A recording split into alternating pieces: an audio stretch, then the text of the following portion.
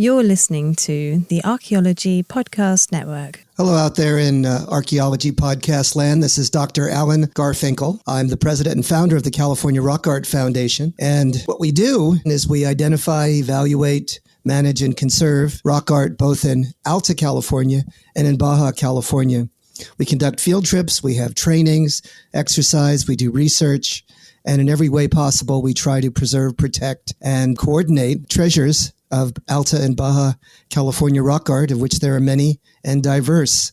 We also work closely with Native Americans and partner with them to recognize and protect sacred sites. So for more info about the fabulous California Rock Art Foundation, you can go to carockart.org. Also, I'm open to give me a call, 805-312-2261. We would welcome sponsorship or underwriting, helping us to defray the costs of our podcasts, and also membership in California Rock Art Foundation. And of course, donations, since we are a 501c3 nonprofit scientific and educational corporation. God bless everyone out there in podcast land.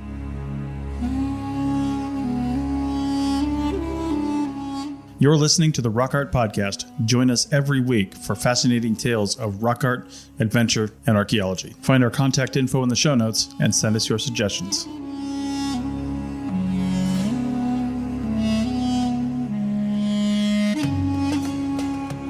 Hey out there in Rock Art Podcast land. This is your host, Dr. Alan Garfinkel. We're going to be interviewing Michael Adonts, who's a rock art cinematographer. And this is going to be such a wild ride. We're going to cover a lot of territory and deal with some thorny issues. And I think you're going to really enjoy this one.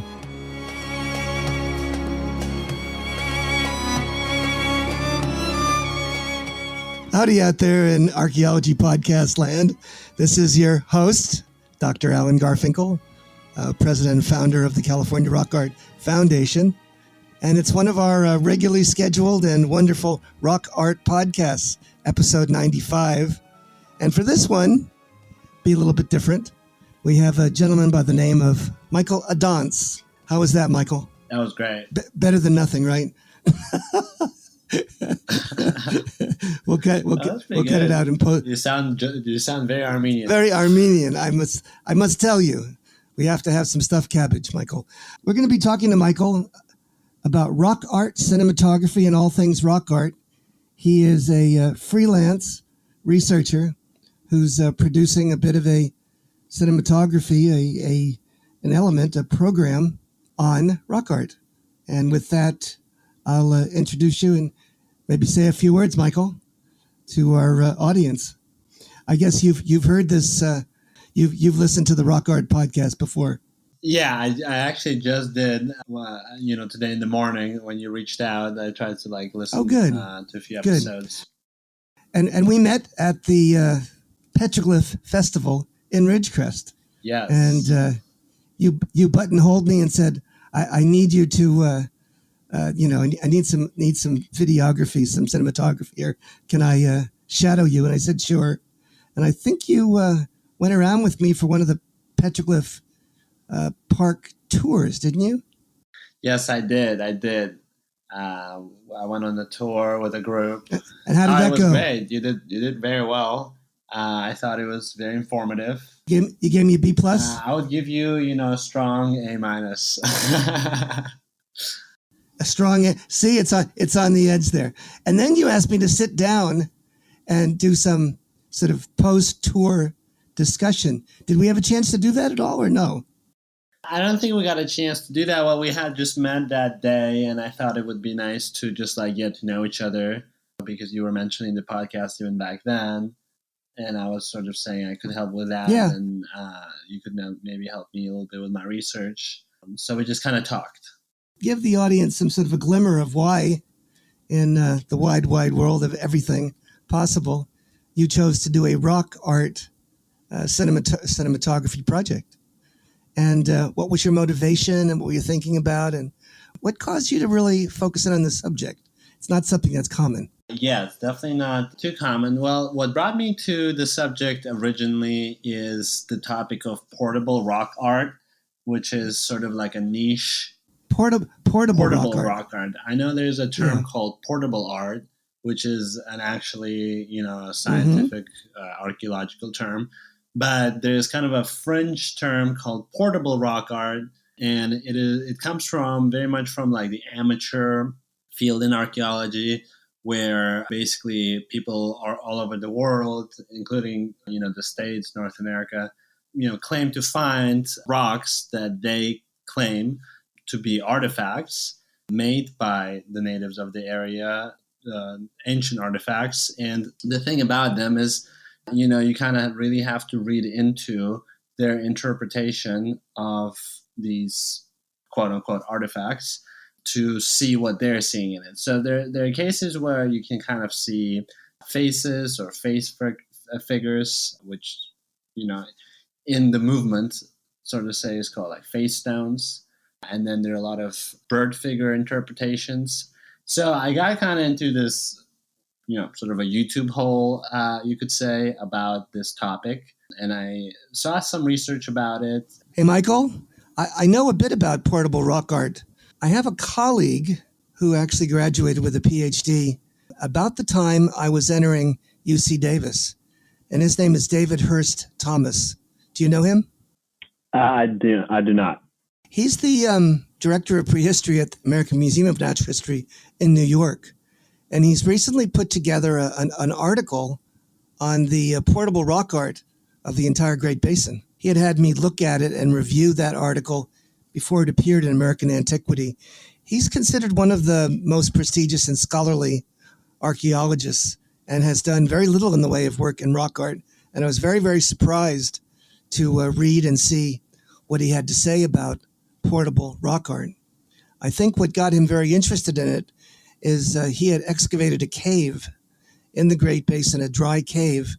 In that Great Basin environment, he found literally hundreds and hundreds of portable rock art artifacts. And so... wow, that's very interesting. Yeah, he decided to take it on his shoulders to collect and identify and inventory and assess all those objects that he was aware of or that had been published on portable rock art throughout the entire Great Basin. And I had read in advance rather deeply and had always been interested in this portable rock art per se for a variety of reasons. I just wanted to seed our conversation mentioning this, and as this conversation moves, we'll see if any of the ideas or things that I have in mind would play well with your research. Yeah, that's very fascinating. And it's interesting that you say that, the site where he found it, he found a large quantity of sort of portable rock art pieces. It was in a single cave, a rock shelter. And if you look in the entire Great Basin, the Desert West, there's literally thousands and thousands of these portable rock art artifacts. They're made of slate or of some either green, brown, or gray, and they're scratched, usually on one side or both sides. Does any of that make any sense? Yes, it does. Definitely. It's interesting that it's in a cave because as far as I understand, it is easier to tell whether or not an artifact is indeed an artifact if it's found in a cave because, sort of the cave itself can be researched, whether or not these types of stones are present there. So that's a unique case. And I know one of the most recognized pieces of portable rock art, I think I mentioned to you when we met, was and I'm probably going to mispronounce it, so I'll have to repeat it, but it's the Makapansgat pebble. Yes. Which was found in South Africa in a cave where there were bones of Australopithecus also found at the same cave. And the type of rock or mineral that this pebble is made out of is not present anywhere near that area inside the cave, around the cave. So archaeologists sort of proclaimed that this was something that ancient people, around 3 million years ago, recognized something, totemic or some type of recognition of its facial features and brought with them to the cave. I'm also familiar with this artifact you're talking about. It's interesting because there's a gentleman on the East Coast who was very, very interested in that artifact. And he wrote research designs trying to get funded to visit, I guess, the curation facility where that artifact is found. Did you connect with him at all? Do you know who he is? I'm not sure. No, I haven't really mentioned or talked to anyone about the pebble itself. Yeah. I just know that it is a popular example. He was specifically interested in that pebble, in that particular artifact, and doing further research on it or on comparable artifacts as well. He wrote a whole series of research designs and particular analytical studies that he wanted to do on that particular artifact.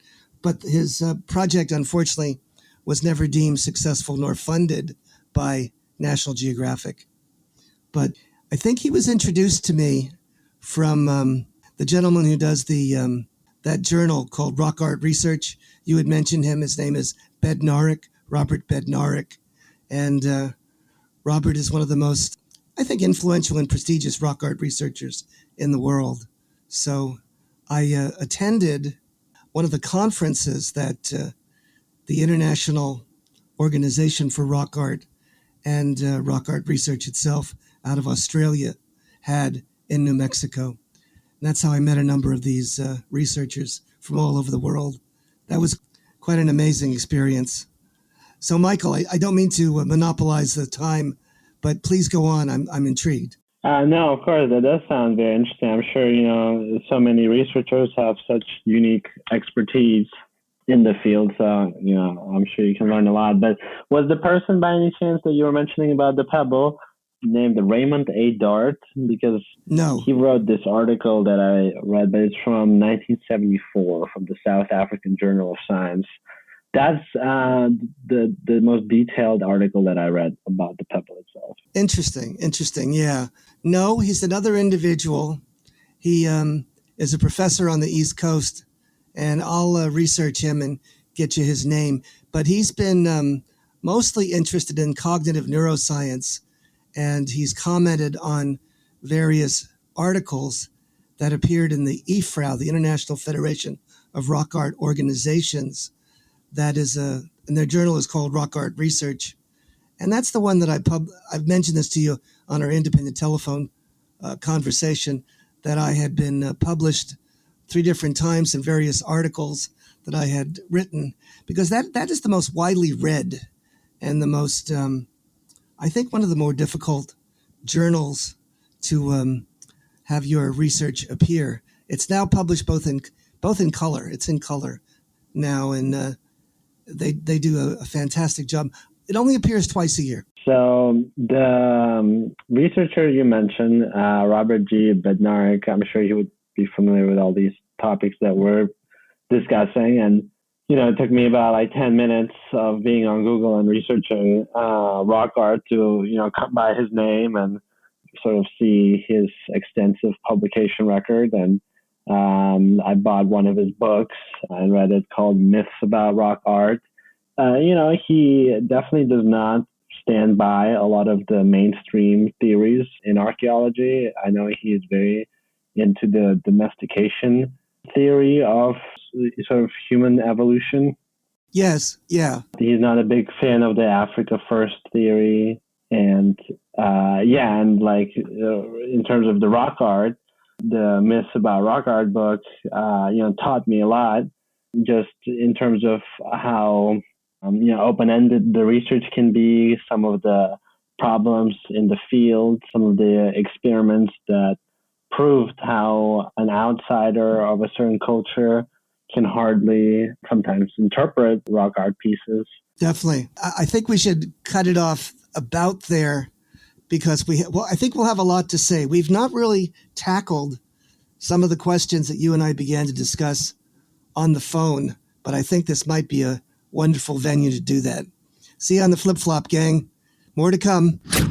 Welcome back for all you fans of the Rock Art Podcast. We have Michael Adonts here with us. He's a rock art cinematographer creating a documentary film on the subject of rock art, which he's going to tell us a bit more about. And as we discussed, it opens up a lot of issues involving the study of rock art, some of the theories, the methodologies, the various models and perspectives that various researchers have on the study of rock art. So take it away, Michael. Open it up, open the can of worms for us. How's that? Yes. So, Alan, so, in my very limited research about rock art, I've discovered some, controversies about interpretations, and specifically talking about an Australian experiment conducted by Dr. McIntosh in the 50s, where he had a certain interpretation of various anthropomorphic pieces in the Northern Territory in Australia.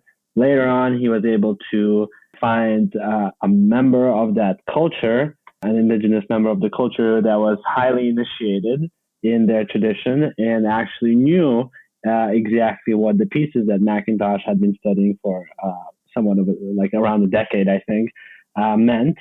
And basically, it turned out that 90% of McIntosh's interpretation of these pieces was incorrect, and initiated member of that culture was able to sort of dispute it or, give the actual correct interpretation.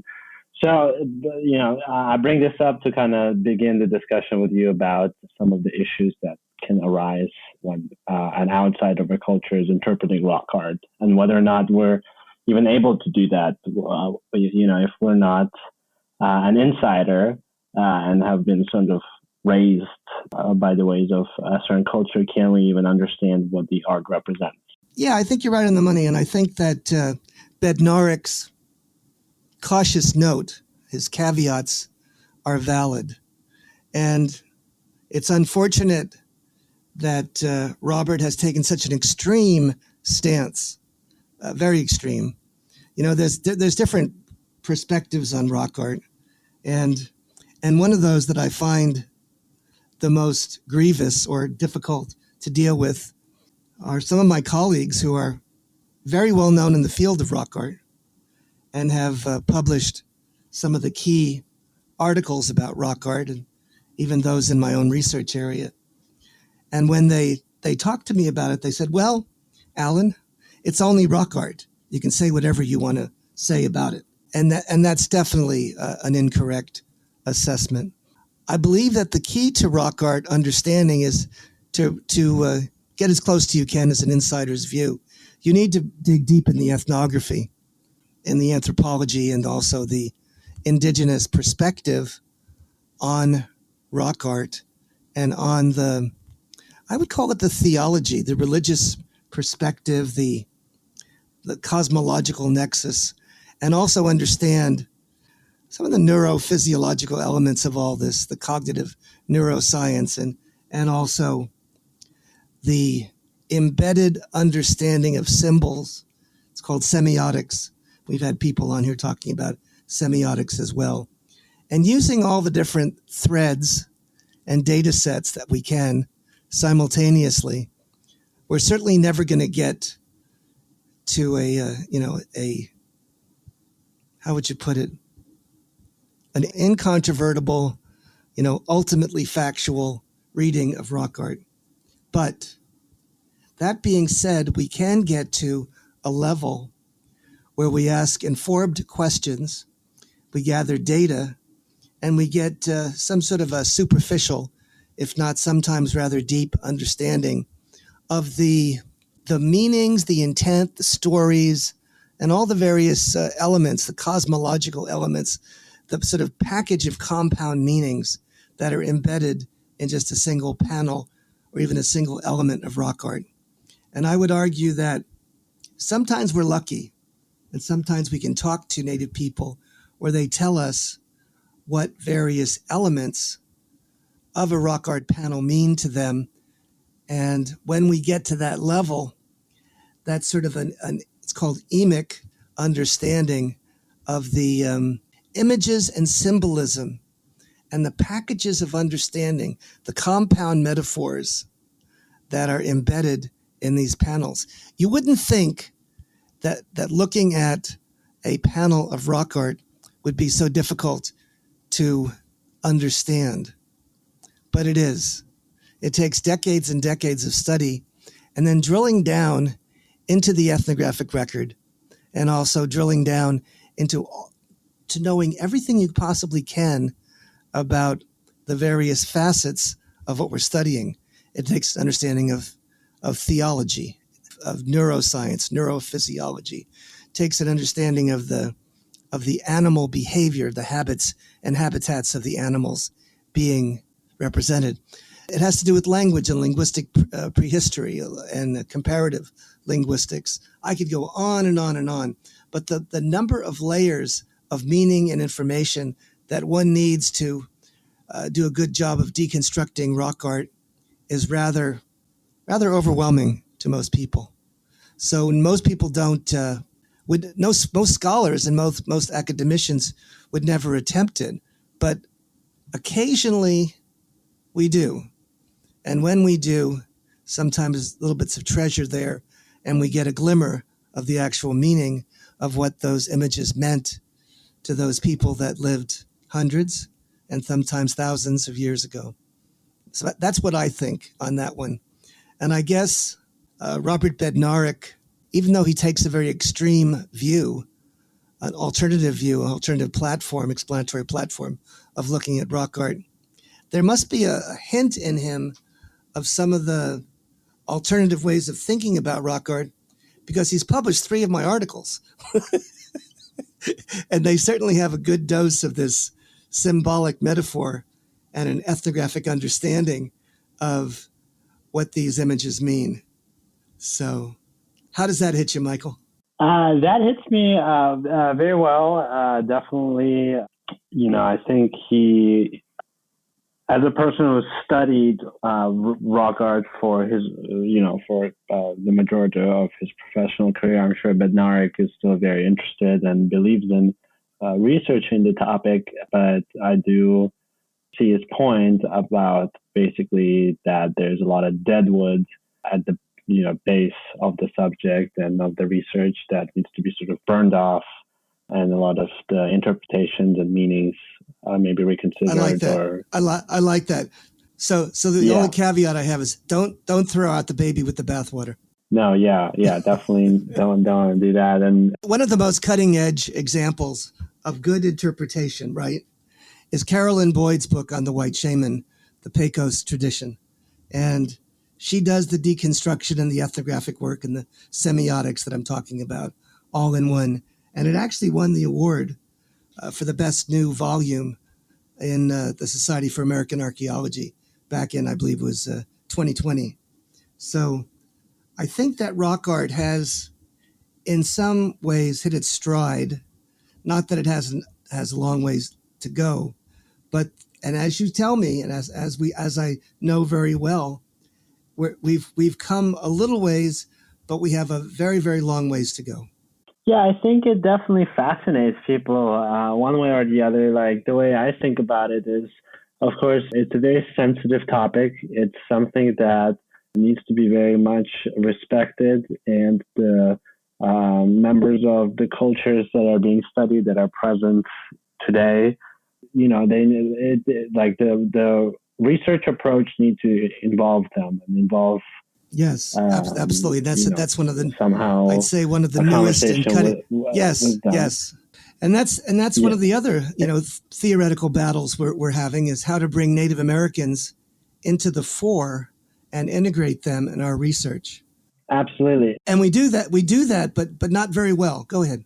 And it's something that is hard to do well, because, like you were saying, there's so many, if you find a rock art painting, you might think that, a couple hours of analysis might bring a good interpretation. But in reality, like, the things that archaeologists need to do to even try to get the right dating or any sorts of a right interpretation. Yeah, it's like chemistry is involved, like history, animal behavior. You're absolutely right. It becomes like probably one of the vastest fields in all of academia, because there's absolutely no context. If you're studying a Renaissance painting, there's a ton of context. The whole schools, the whole historiography that is very well detailed. But here, all you have is, the place, and you got to study the place and the history of the place and the geology.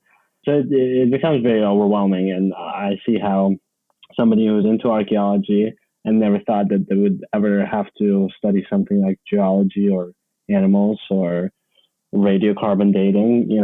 They just don't want to do that. But that's in reality what you sort of have to look into to get as many details as possible. But to pay respect to one of our themes, and I've mentioned this to you, I think, and others, is that I spent 40 years studying the rock art of Eastern California, paintings, petroglyphs, etc. But in 4 years of working on that book called the Handbook of the Kauai Sioux, who are an indigenous group that live in that area, and trying to do a synthetic study summarizing what we know about rock art, ethnology, archaeology, contemporary activities of the native group, linguistics, basketry, you name it, sort of a soup to nuts anthology. I learned more from working directly with the native people and providing me with their insights and wisdom than I did in the total 40 years. It opened up my mind and dismantled my structure of knowing. One of the biggest data sets that is ignored consistently by archaeologists is oral tradition, or I call it sacred narrative, and it's also given the name mythology that I don't like. But by studying the creation stories and the sacred narratives and probing deeply into the structure of those stories, their subject matter, and the nature of those, the images, the animals, the activities that are being conducted, they're often sometimes a roadmap to understanding rock art, because there's this theology, there's ritual, there's mythology, there's ceremony, and they're all interwoven so closely together in this fabric of another ontology, another way of seeing and understanding the world. And you might have something to say about any of that. Yeah, I mean, I think it's one of the most fascinating parts about rock art, just how much it can teach us about the depth of the human mind. I think it's fascinating to see how a modern day person interprets a piece and then learn, the reality of what's behind it and just how far off it can be, and how niche and foreign ancient mythology can be. And it's kind of what Darnik said. It's almost like the indigenous people possess a software that we lack to be able to analyze. And I would agree wholeheartedly with that. Yes, Yeah. That's exactly right. There's very few papers that I've read that really approach that question of sort of the differences in software, the difference of the cognitive nature of the universe that is gathered by native people versus the Western industrial concept. But I'm tackling that from a number of different angles lately, which is rather amazing. So where do we go from here, Michael? What is your ethnic background, or what is your historical background for dealing with all this? I know that when I met you, I detected an accent. I think we spoke a little bit about the Khachkars, that is sort of the native Armenian art practice. Mm-hmm. Not to say that, I know a lot about them, but as far as stone-based art goes, culturally, Armenians are actually masters of it, some of the more modern masters of it, because, a lot of other cultures moved away from working with stone, but Armenian Christians were sort of fascinated with stone weaving and creating stone churches. But, my background is I'm Armenian. I grew up in Russia, and then I moved to the States when I was in my early teens.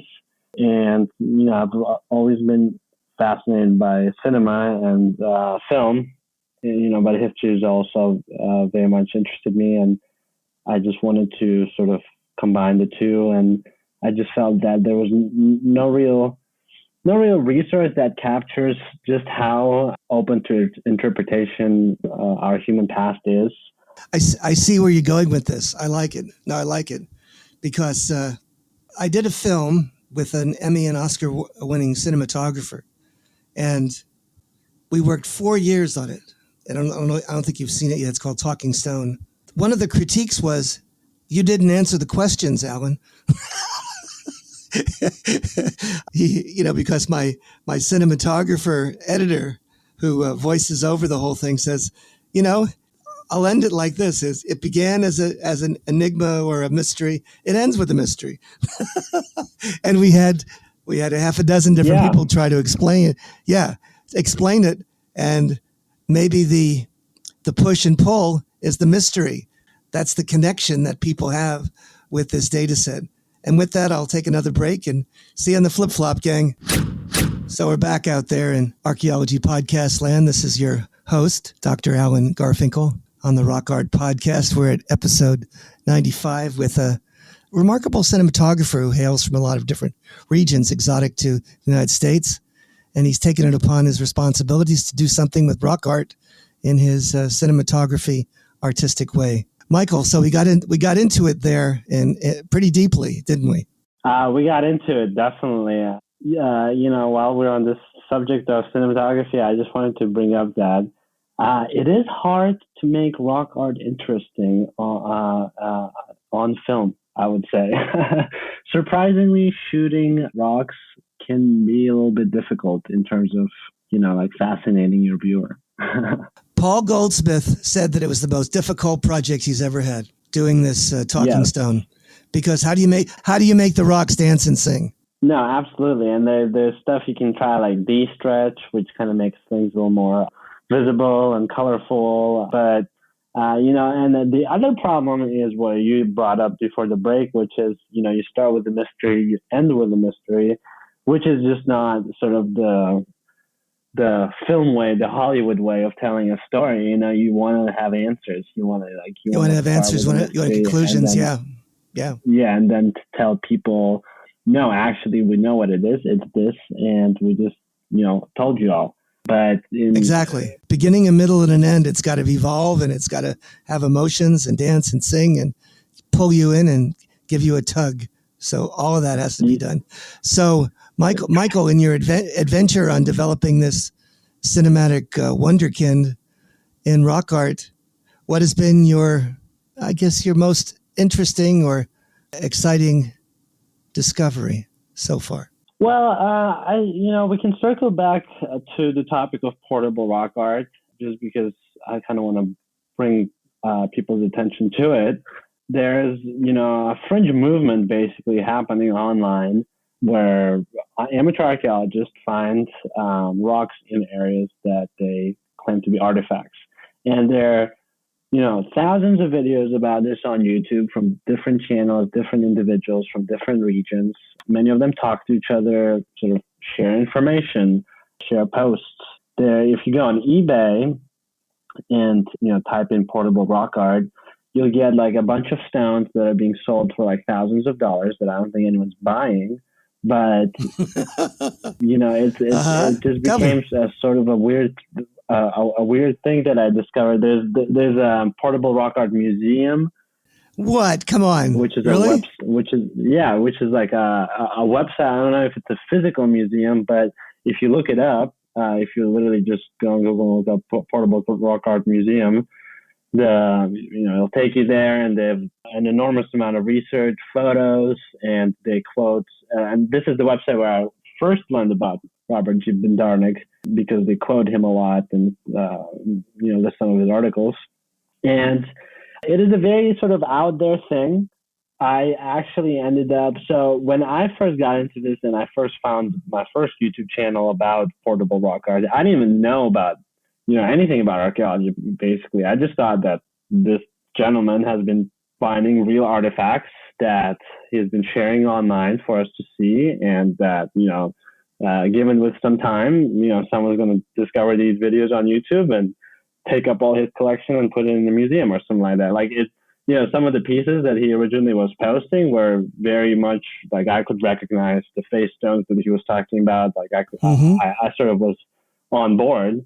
And then I've learned that, oh no, this is actually a very argued about topic, and this is not certain, and this is sort of like just his interpretation.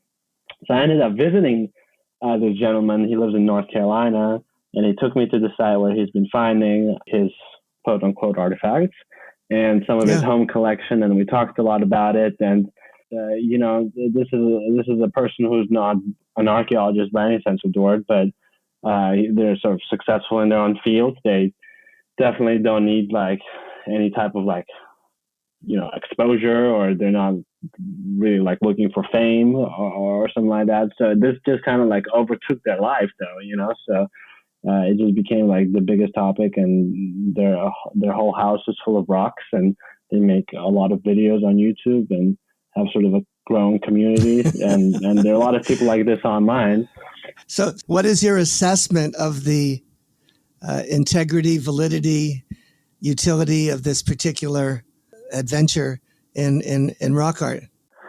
So when we went around, there were, some of the pieces that he would show me, I would really need to sort of like listen to his interpretation and try to see it from his eyes to understand sort of how he saw that was hard. But at the Ridgecrest Festival, I learned a little bit about what it takes to work with stone, and I talked to a foot napper there, and sort of our discussion and stuff. So I kind of tried to see if any of the stones were worked on, something that had evidence of like napping or something like that. And there were definitely a couple pieces that he showed me that it's hard to argue that they weren't modified, that they were natural pieces. And there are very few of these pieces that are very very hard to argue that they're not modified out of his vast collection. But the fact that they all come from the same place, it sort of becomes a thing where,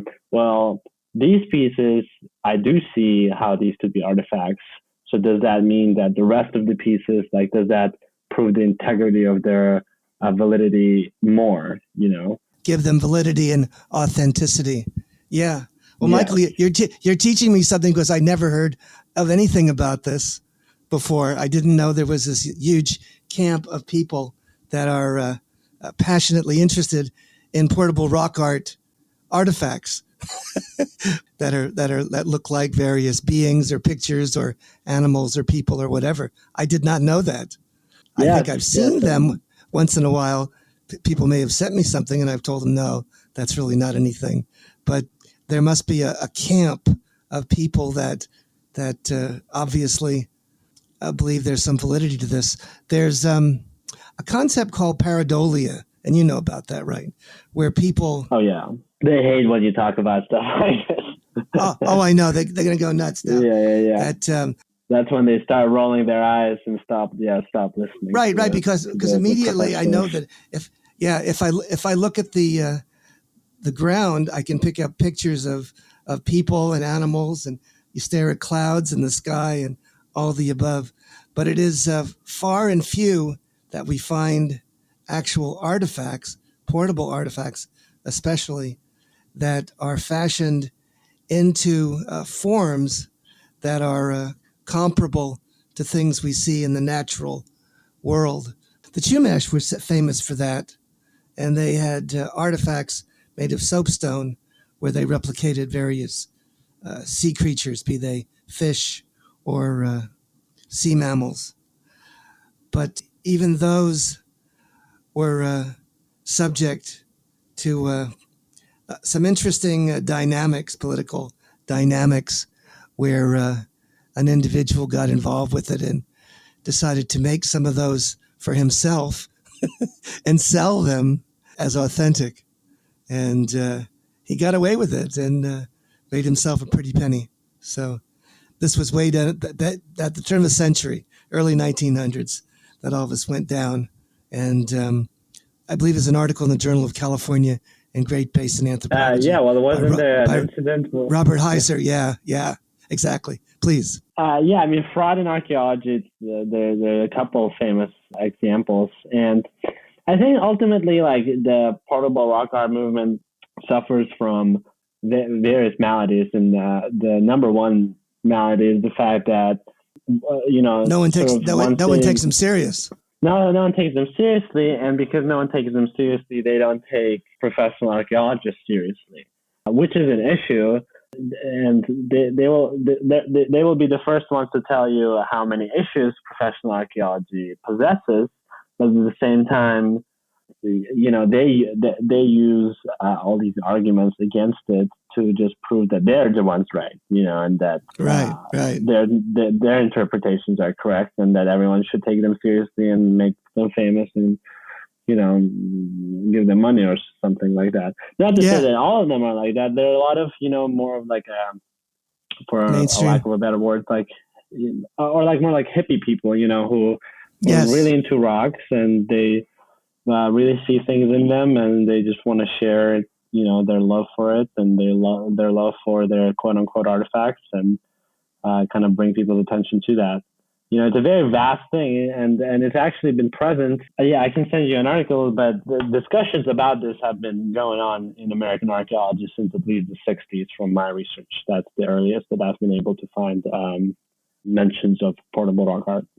I think this could be a fabulous movie, let me tell you, because it will capture or sort of deal with one of those, call it fringe movement or some sort of an unusual movement of people that are passionate about a subject that is highly controversial and some would say completely fraudulent. So anyways, there's all of that. Well, Michael, I think we've got the perfect sort of bow on the package for this one.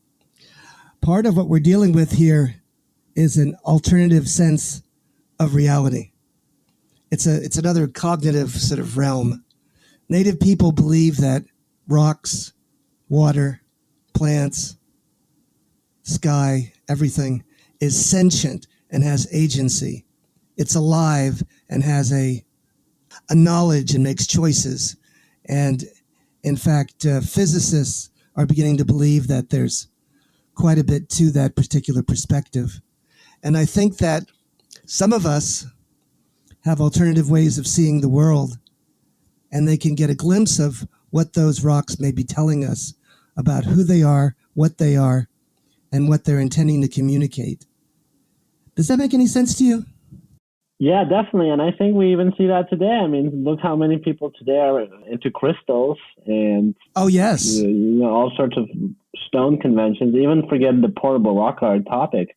In LA, there are like huge conventions where people just come around and talk about rocks, talk about stones, minerals. Well, Michael, you gave me the greatest ending. We're talking about quartz crystals, or even the white milky quartz. Scientists have told us that those are particular stones that have life in them. They have a thing called triboluminescence or piezoelectricity properties that if you pound them together, they turn red and have a red fire inside of them. And they actually transmit and are used in electronics as a means of conveying a particular set of electronic sound bites. And so we have a meeting of the minds where the native people were aware of the sentient qualities, the agency, the aliveness of these items. And physicists, scientists have demonstrated that, yes, indeed, they are alive and they transmit energy. So by transmitting energy, that's exactly what we're after. So with that, I think we'll close it off. Michael, you want to say a few words to end it? Yeah, just, I just think that amateur archaeology and professional archaeology have intertwined histories, and oftentimes things that came from the fringes ended up becoming accepted by the mainstream, but often not. So I think everyone just has to keep an open mind and, be able to really do scientific research and scientific work and prove their points with good arguments. So I just hope that the portable rock art movement is able to find some plausible solutions to the problems that it's presenting.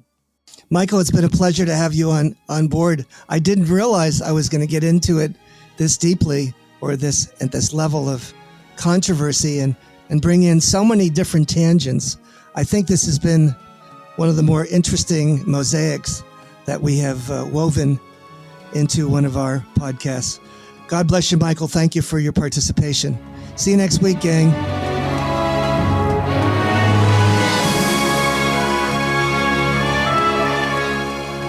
Thanks for listening to the Rock Art Podcast with Dr. Alan Garfinkel and Chris Webster. Find show notes and contact information at www.archpodnet.com/rockart. Thanks for listening, and thanks for sharing this podcast with your family and friends.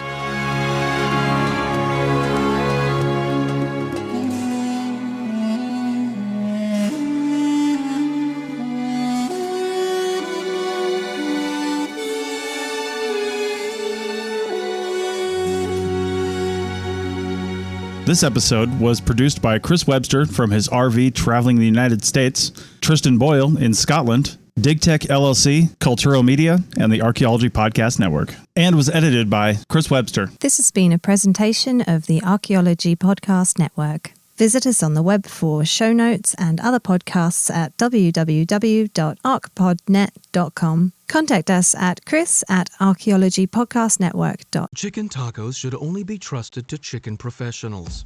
That's where we come in. Introducing Zaxby's new chicken finger tacos. One comes with pico de gallo and creamy chipotle ranch. And the other comes with bacon, lettuce, tomato, and avocado ranch. Chicken experts since 1990. Chicken taco experts since now. Order yours today in the Zax Rewards app. Woo, saucy! Zaxby's.